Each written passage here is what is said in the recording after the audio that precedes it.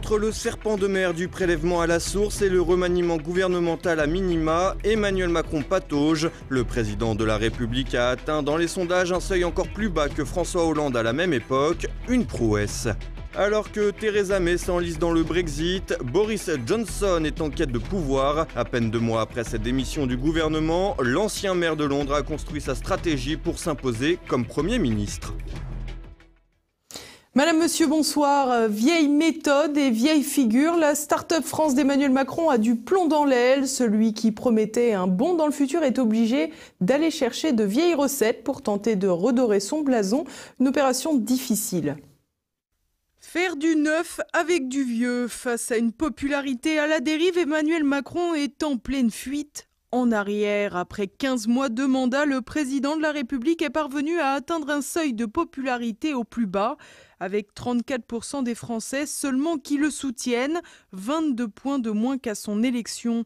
La seule période estivale a enregistré une baisse de 10% chez les Français satisfaits de l'action politique. Chez les professions libérales et les cadres supérieurs, c'est carrément 22 points qui se sont envolés. Un score plus mauvais que François Hollande au même stade de son mandat. Un résultat qui vire donc à la prouesse politique. Face à ce constat, on comprend que la reculade sur le prélèvement à la source n'était pas envisageable. Pourtant, la mesure héritée de François Hollande ne date pas d'hier. Les premiers débats autour de ce mode d'imposition datent en effet des années 60. Et après des hésitations et des volte-face, mardi, c'est à Édouard Philippe qu'est revenue la lourde tâche d'aller annoncer la décision aux Français. Au 1er janvier de l'année 2019, l'impôt sur le revenu sera prélevé à la source. Comme nous avons travaillé d'arrache-pied depuis plusieurs mois pour faire en sorte que cela soit possible. Le prélèvement à la source est donc bel et bien maintenu. Comment ? On l'ignore et il semble que l'exécutif aussi. En effet, les tests effectués ont notamment montré pour le seul mois de février 2018 500 000 bugs enregistrés, un beau cafouillage en perspective. Emmanuel Macron espère sans doute avoir redressé sa cote de popularité d'ici là. Car au-delà de cette réforme de la discorde, le remaniement petit bras n'a pas non plus joué en faveur du président. En effet, le gouvernement a perdu 2 de ses ministres les plus populaires. Je ne veux plus me mentir. Je ne veux pas donner l'illusion que ma présence au gouvernement signifie qu'on est à la hauteur sur ces enjeux-là.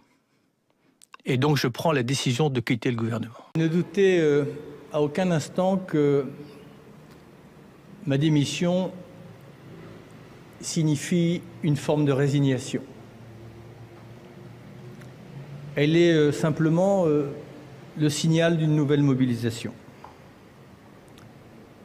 Le sens de ma décision, ça n'est pas de baisser les bras. C'est de lever les yeux. C'est de regarder en face une dure réalité que nous avons ensemble à étreindre. Une sortie réussie pour Nicolas Hulot qui aura réussi à montrer sa sincérité mais aussi dans le même temps le total désintérêt de la majorité pour l'écologie. Du côté de Laura Flessel, en revanche, si la démission a d'abord été justifiée par des raisons personnelles, il s'agirait davantage de raisons fiscales. En effet, selon le Canard enchaîné, les péistes n'auraient pas déclaré les revenus d'une société dans les règles.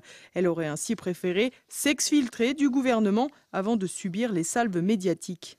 Quoi qu'il en soit, l'affaire est déjà connue et elle permet à Laura Flessel de rentrer dans la longue liste des ministres d'Emmanuel Macron en prise avec la justice. En effet, Muriel Pénicaud, ministre du Travail, doit répondre dans une affaire de favoritisme déroulée pendant la campagne d'Emmanuel Macron. Françoise Nyssen à la culture est poursuivie pour des travaux illégaux dans sa maison d'édition Actes Sud. Agnès Buzyn est de son côté souvent pointée du doigt pour l'opportunisme de son combat pour l'obligation vaccinale alors que son mari, Yves Lévy, est patron de l'INSERM mais surtout directeur de l'Institut de recherche vaccinale. Avec un tel palmarès, le nouveau monde promis par Emmanuel Macron n'est pas encore né. On se rappelle d'ailleurs que le début du quinquennat comptait parmi son exécutif 3 ministres issus des rangs du MoDem, François Bayrou, Sylvie Goulard et Marielle de Sarnez, tous débarqués pour des raisons d'emploi fictif pour le parti. Mais avec le temps, les tempes ne sont pas seules à blanchir, les réputations aussi. C'est d'ailleurs cela qui va sans doute permettre à Richard Ferrand, le breton fidèle de la première heure du président, de récupérer le perchoir, un poste qui lui avait échappé en raison d'une affaire de favoritisme quand il était président des Mutuelles de Bretagne.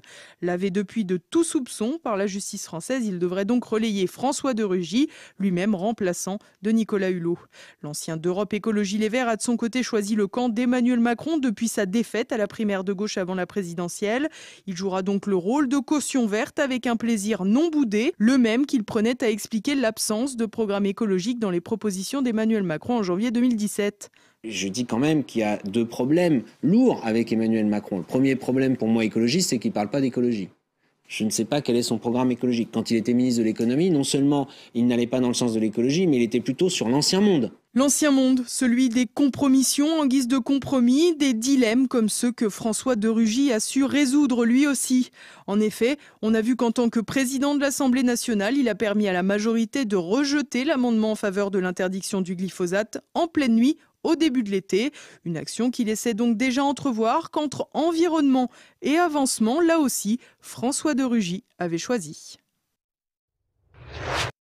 Boris Johnson, en quête de pouvoir à peine 2 mois après sa démission du gouvernement de Theresa May, l'ancien maire de Londres lance l'offensive pour atteindre ses objectifs, le 10 Downing Street et un hard Brexit.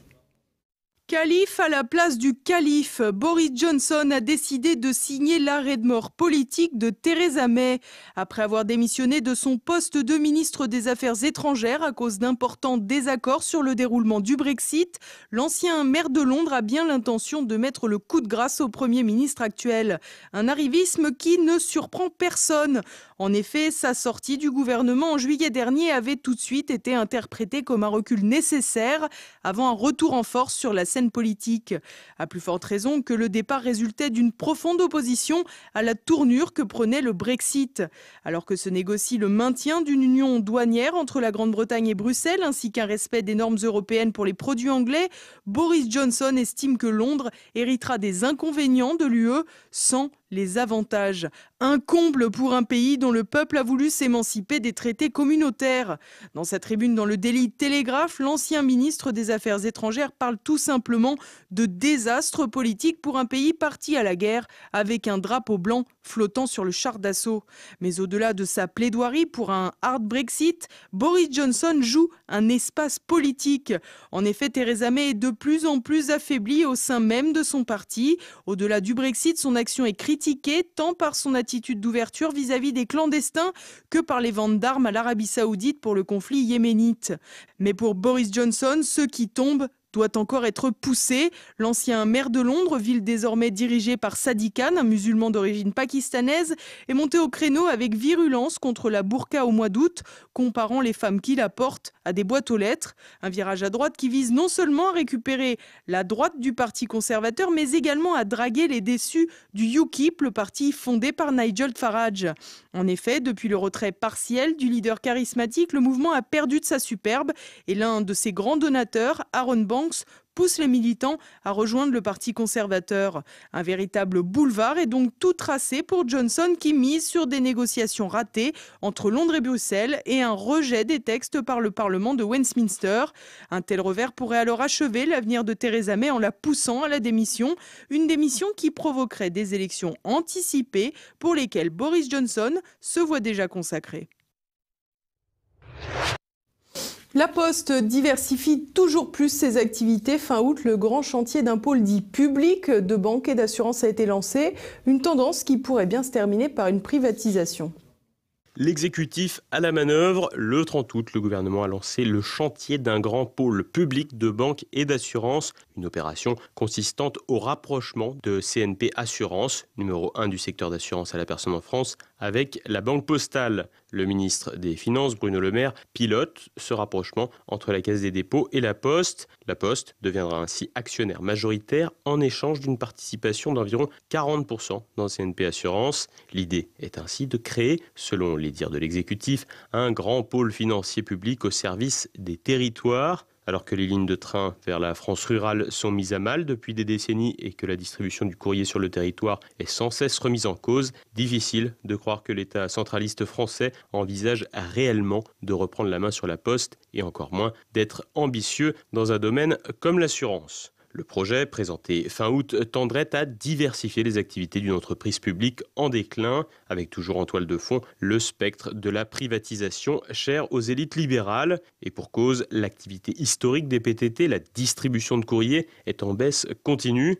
Or, le service public est perçu depuis plusieurs années comme un service comme un autre. La rentabilité devient ainsi une nécessité alors même que la mission première des services de l'État n'est pas de faire du profit, comme une entreprise privée, mais de rendre un service au plus grand nombre et d'assurer, en l'occurrence, les liens de communication sur le territoire. Pour arriver à ces fins, Bruno Le Maire justifie le projet par la nécessité de combler les pertes de l'activité de courrier par l'activité d'assurance. Mais cela n'est pas sans poser de nombreux problèmes, que ce soit aux personnes de sensibilité libérale comme pour les autres. En effet, en disposant déjà d'une banque, la Poste nuisait à la libre concurrence en profitant de son statut de service public et de sa présence partout sur le territoire. Avec l'assurance, le même problème se pose. Dans le même temps, difficile de voir dans cette diversification une simple diversification. On y verrait plutôt les prémices d'une privatisation. Devenue société anonyme en 2011, la Poste n'aura aucune peine à rentrer dans le giron privé lorsque les esprits y seront bien préparés. Après tout, la Poste, avec une activité essentiellement de banque et d'assurance, n'aura finalement plus trop de différence avec d'autres structures privées. Dès lors, il sera facile de convaincre de la nécessité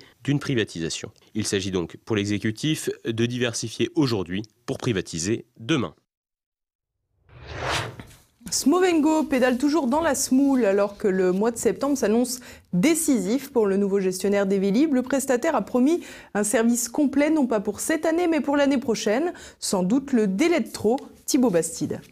Les Vélib, 2 roues en voie de disparition. Alors que le service Autolib a déjà fait ses adieux, les vélos en libre service si chers au maire de Paris, Anne Hidalgo, pourraient connaître le même sort dans très peu de temps. Depuis la reprise des Vélib en janvier dernier au nez et à la barbe du groupe JC-Decaux, la société Smooth & Go enchaîne les déboires et les retards. Bornes manquantes, vélos défectueux, surfacturation, le ras-le-bol s'est rapidement fait sentir auprès des usagers et des élus, déjà échaudés par l'aventure Autolib. Ainsi, un plan d'urgence a été décrété et le redresseur d'entreprise, Arnaud Marion, a été appelé à la rescousse en mai dernier pour sauver le soldat Vélib. D'ailleurs, ce dernier s'est félicité lundi des améliorations effectuées depuis juillet. 820 stations et 10 000 vélos sont actuellement disponibles contre environ 2000 vélos début juillet. Du mieux, certes, mais une situation encore bien loin des engagements initiaux de Smooth & Go. En effet, 1400 stations et 20 000 vélos devaient être opérationnels en mars dernier. Finalement, ce ne sera que pour début 2019, enfin peut-être,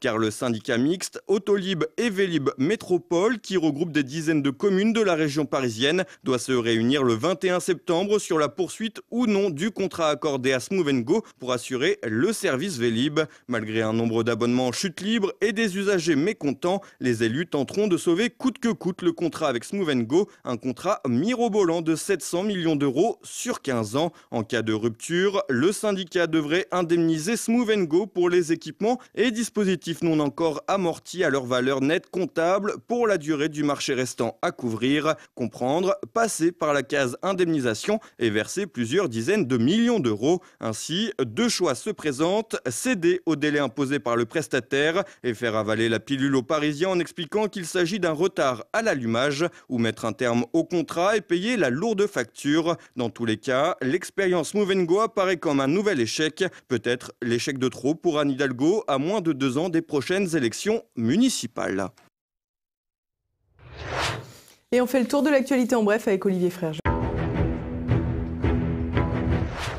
La mairie de Paris à la rescousse des pistes cyclables. Depuis le 1er janvier, 30 000 amendes ont été infligées aux conducteurs utilisant les voies de bus ou les pistes cyclables. Et la municipalité ne compte pas en rester là. Des caméras spécifiquement destinées à verbaliser ceux qui n'ont rien à faire sur ces axes seront installées dans la capitale. Une trentaine d'agents sera affectée à ce dispositif répressif.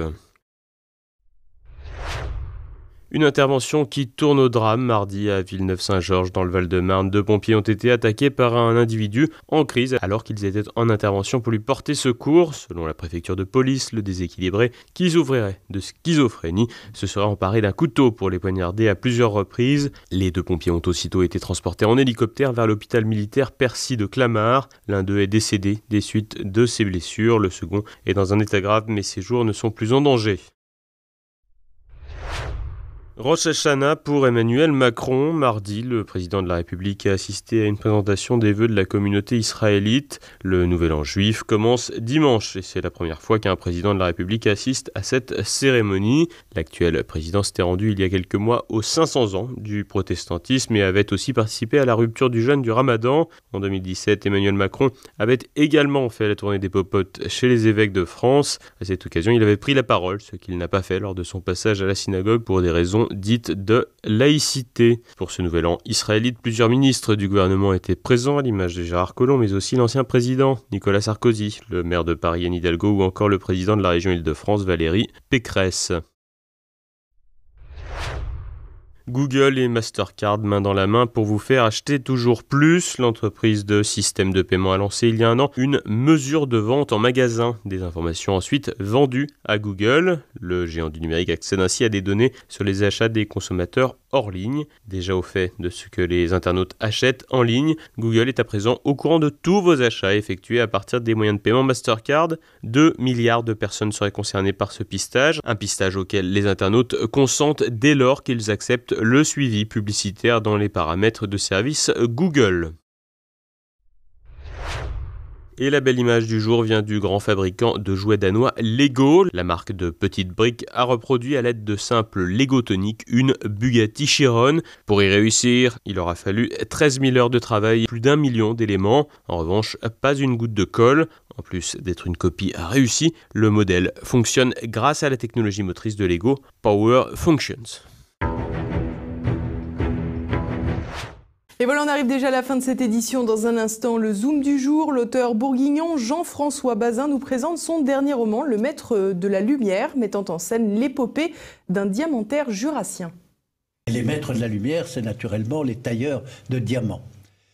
Oui, parce qu'à la fin du 19e, Saint-Claude, les environs, sont devenus un centre actif est le premier centre français pour la taille de diamants. Alors en France, il n'y avait pas d'autres lieux, bien sûr Paris pour le diamant de joaillerie, et les grands bijoutiers, mais c'était surtout à Anvers et à Amsterdam que se faisait le métier, et bien sûr aussi en Angleterre. Et donc je raconte l'histoire d'un garçon qui va avoir à choisir entre les 2 spécialités de Saint-Claude, la pipe et le diamant, et qui va choisir le diamant, à vrai dire la plus difficile, et faire sa vie dans ce métier. Et voilà, et puis tout de suite, une nouvelle chronique de la France de Campagnol avec Christian Combaz. Et c'est maintenant la fin de cette édition. Merci pour votre fidélité. À demain. Bonsoir.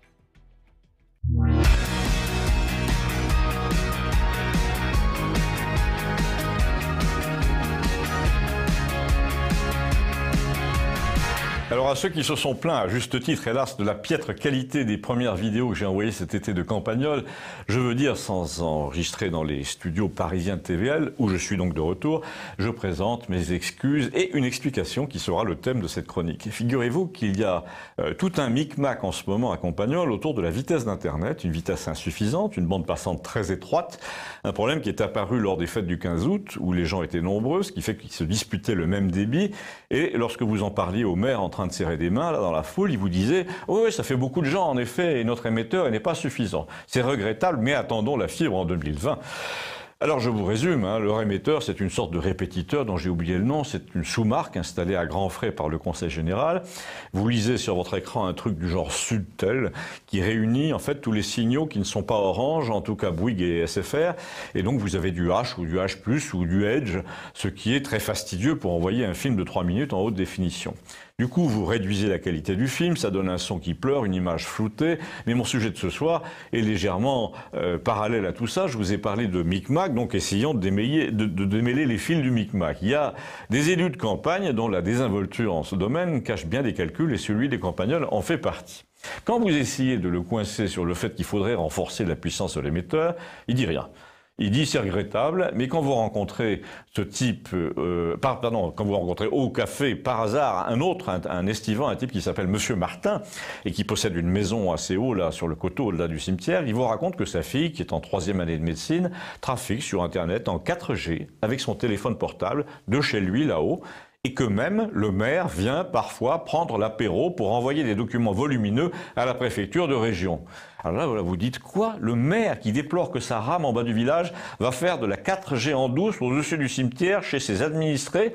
Alors là, j'avoue que mon sang n'a fait qu'un tour. Je suis allé faire des vérifications sur le terrain, d'où la qualité convenable de la dernière semaine de vidéos qui ont pu partir donc cette fois en haute définition. Eh bien, il fallait voir le manège. Hein. Moi, circulant en voiture de ruelle en ruelle au sommet du village avec mon téléphone, sous le pare-brise, pour voir apparaître l'inscription 4G, et parfois même 4G+, sur l'écran, et les passants me regardant d'un air un peu bizarre, parce qu'il s'agissait d'un coin où j'allais jamais d'habitude. Donc j'ai fini par trouver de quoi envoyer 1 giga de vidéo vers Paris, en 5 minutes, au bord d'un caniveau, et ensuite je suis redescendu vers le maire pour l'allumer au comptoir du café, au milieu des administrés les plus connectés, et forcément les plus mécontents, sur le thème « Et oui, ben c'est bien dommage qu'on n'ait pas certains soirs en été assez de bandes passantes pour envoyer une photo à ses amis. » Alors là, immédiatement, notre maire s'est caché en plaisantant derrière les 2 personnes présentes qui disaient moi, l'Internet, qu'est-ce que je m'en fous? Et puis, je ne parle pas là de personnes âgées, je parle de types de 40 ans qui portent leur nullité en bandoulière, en sautoir, en ostensoir, et qui vous disent Internet, j'y connais rien, mais ça me manque pas. Heureusement qu'il reste des types comme moi qui ne savent pas faire marcher un ordinateur. Alors, le gars qui disait ça était menuisier d'art. Du coup, un des présents au bar lui a dit, tu vois, c'est comme moi, hein, tailler le bois, je trouve ça con, et je suis bien content d'avoir aucune connaissance dans le bois, tellement c'est con. Cela dit, sans vouloir te fâcher, bien entendu. Donc ça commençait à s'envenimer un peu à la Pagnole, on avait l'air de se tourner vers moi pour que je joue l'apaisement. J'ai dit qu'on ne devait pas se flatter d'ignorer quoi que ce soit le bois ou les ordinateurs, et j'ai dit que moi aussi je travaillais avec Internet, et ensuite j'ai dit au maire, heureusement que pour certains, ici, du côté du cimetière par exemple, dans le hall du village, l'Internet va 10 fois plus vite. Et heureusement qu'ils ne le disent à personne, là-haut. Alors là, l'un des plus connectés et des plus mécontents du bar s'est tourné vers le maire et lui a demandé « C'est vrai ça ?» Et là, le maire a eu le culot de répondre « Je ne sais pas ».